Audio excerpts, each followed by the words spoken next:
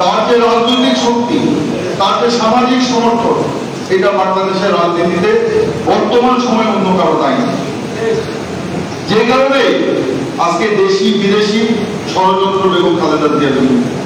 বেগম খালেদা জিয়াকে যদি রাজনীতি থেকে মাইনাস করতে হয় তাহলে তাদের আধিপত্য এখানে বিস্তার করা সম্ভব হবে, তাহলে তাদের কাজ এখানে করা সম্ভব হবে। সে কারণে এদেশে তাদের যে অনুচররা আছে তাদেরকে দিয়ে বেগম খালেদা জিয়াকে দমন করার একটা প্রচেষ্টা অনেক আগেও ছিল, এখন সেটা দৃশ্যমান হয়েছে। আমি বলছিলাম যে বেগম খালেদা জিয়া বাংলাদেশের রাজনীতির অগ্রবিরোধী, তিনি বন্দী জীবন যাপন করছেন।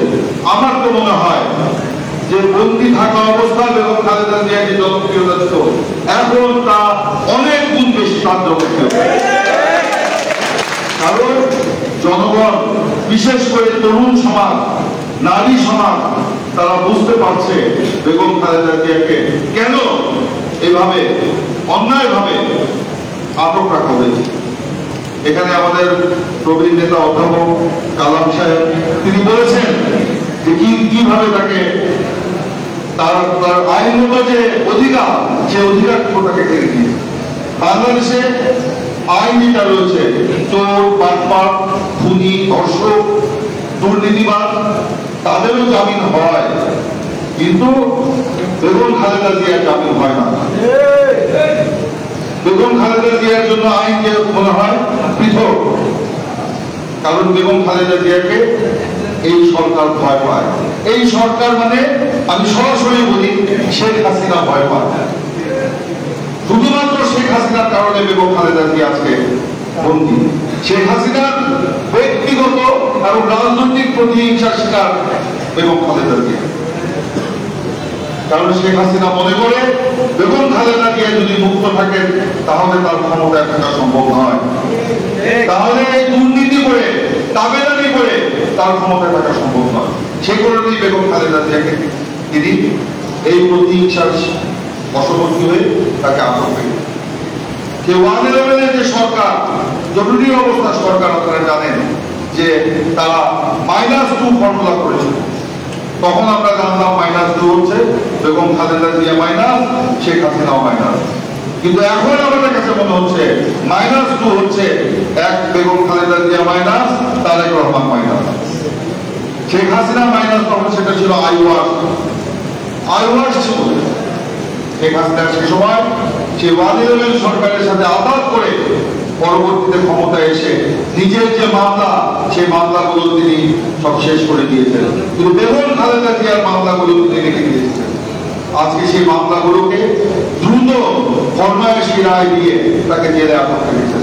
বেগম খালেদা জিয়ার বিরুদ্ধে বলা হয় তিনি নাকি এটিএমের টাকা চুরি করেছেন। আমি আজকে চ্যালেঞ্জ দিয়ে বলছি, বেগম খালেদা জিয়ার বিরুদ্ধে যে রায় দেওয়া হয়েছিল, আমি বলেছি ফরমায়েশি রায়, গণভবনকে লিখে দেওয়া হয়েছিল, সেই রায়ে কোথাও দেখা যায় বেগম খালেদা জিয়া এটিএমের টাকা চুরি করেছে। তাদের কথা বলছেন কেন?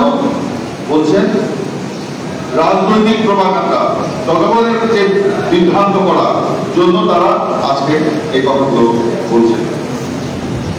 এগুলো বলে বেগম খালেদা জিয়াকে ঢেউ প্রতিপন্ন করার চেষ্টা।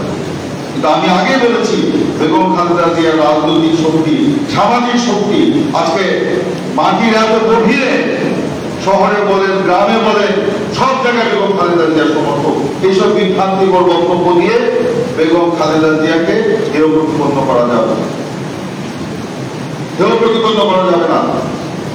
আমি, আপনারা জানেন হয়তো, গত কোরবানির দিন রাতে আমার হঠাৎ করে সুযোগ হয়েছিল বেগম খালেদা জিয়ার সাথে সাক্ষাৎ করার। আমি সাক্ষাৎ করতে গিয়েছিলাম, আল্লাহর রহমতে আমি প্রায় 15 মিনিট একান্তে ওর সাথে কথা বলেছি। উনি একটা কথাই বলেছেন, এই দেশটাকে ভালোবেসেছিলাম, সেটাই হয়তো আমার কাল হয়েছে, আমি চোখের পানি ঠিক রাখতে পারি নাই। আমি বলেছিলাম বেগম খালেদা জিয়াকে নেত্রীকে যে আপনি দেশটাকে ভালোবেসে ভুল করেন নাই, দেশকে ভালোবেসেছেন বলেই মানুষ আজকে আপনার জন্য কাঁদে, মানুষ আপনাকে আজকে মনে রাখে। আপনার জন্য দুই হাত তুলে যখন আমরা মসজিদে মসজিদে দোয়া করি, মানুষ হু হু করে কাঁদে, অন্য কারোর জন্য এটা কাঁদে না। এই দেশকে ভালোবেসেছেন বলেই আজকে বাংলাদেশের মানুষ আবার আপনাকে নেতৃত্বে চায়,